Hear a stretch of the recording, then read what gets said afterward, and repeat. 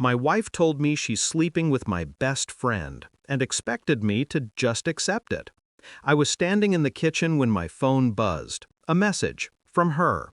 We need to talk. I can't hide it anymore. I froze.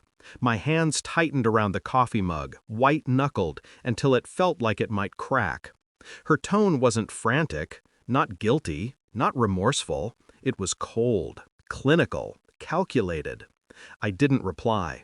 Then I saw her standing in the doorway, leaning against the frame, arms crossed, watching me like I was a subject under inspection. "Sit down," she said. I didn't.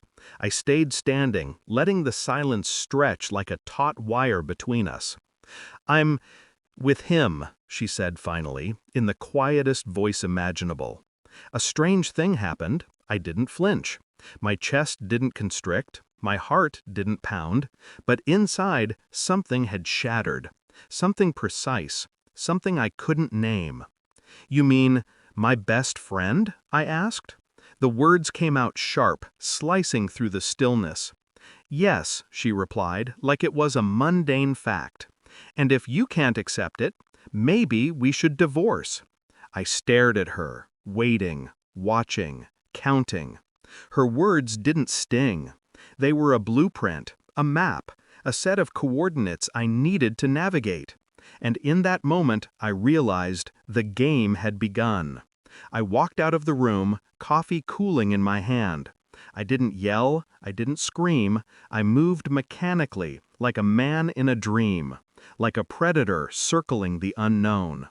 Half a day passed. I kept my face neutral, attending to trivial work tasks, pretending the world hadn't changed. But my mind was a storm, a slow, deliberate storm. She had been lying. I knew it. Something in the way she avoided my eyes, the careful modulation of her voice. I knew it. Infidelity is never loud. It's subtle. And her betrayal was layered, calculated, cold. She had thought I wouldn't notice, wouldn't piece it together. But she underestimated me. I remembered every moment. The extra phone she carried, the hushed conversations when she thought I wasn't listening, the unexplained nights she claimed to be working late.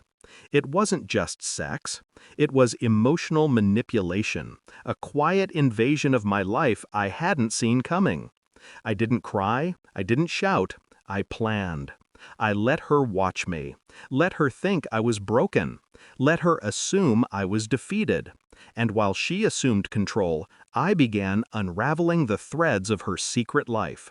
Step 1, observation. I watched her routines, documented every anomaly. Phone calls, late-night messages, cryptic emails. I logged them meticulously, without alerting her suspicion. Step 2, validation. I hired a private investigator, quiet, efficient, someone who would provide the evidence I needed without drama. I checked her social media interactions, her texts, her voice notes, every detail, every subtle inflection. Step 3, proof. It arrived in increments, photos, messages, dates and times that lined up too perfectly to be coincidence. She had been weaving a dual life right under my nose. My best friend, the man I trusted most, was complicit. Or perhaps just another pawn in her elaborate design. I did not confront her, not yet.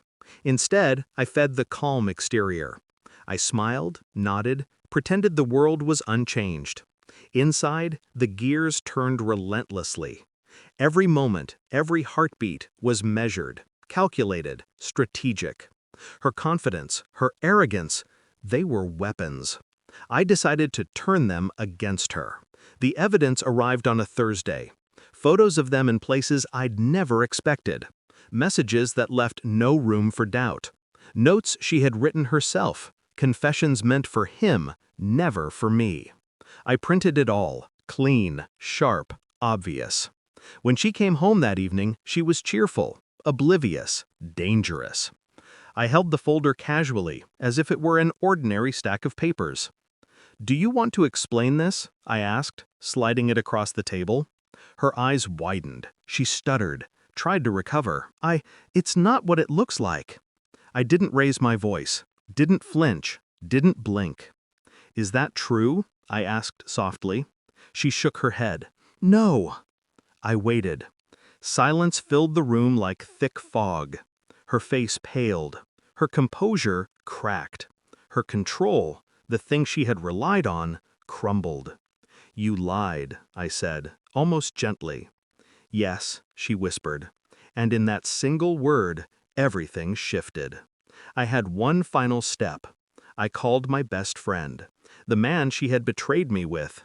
He answered casually, unaware of the storm I was about to unleash. Meet me at the cafe, I said. He arrived, confident, smug, certain of his victory. I slid a single photograph across the table. It was of them together, a perfect capture of betrayal. His smile faltered. His arrogance cracked. I leaned back, calm, detached.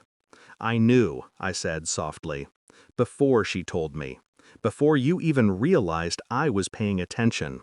He swallowed, tried to protest, but I didn't need words. I left the cafe. Behind me, I heard the subtle cracking of his ego, the silent realization that the game had ended. I didn't gloat. I didn't yell. I simply walked away. Her world had collapsed. His world had collapsed.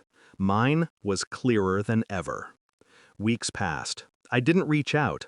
I didn't seek revenge beyond what was necessary.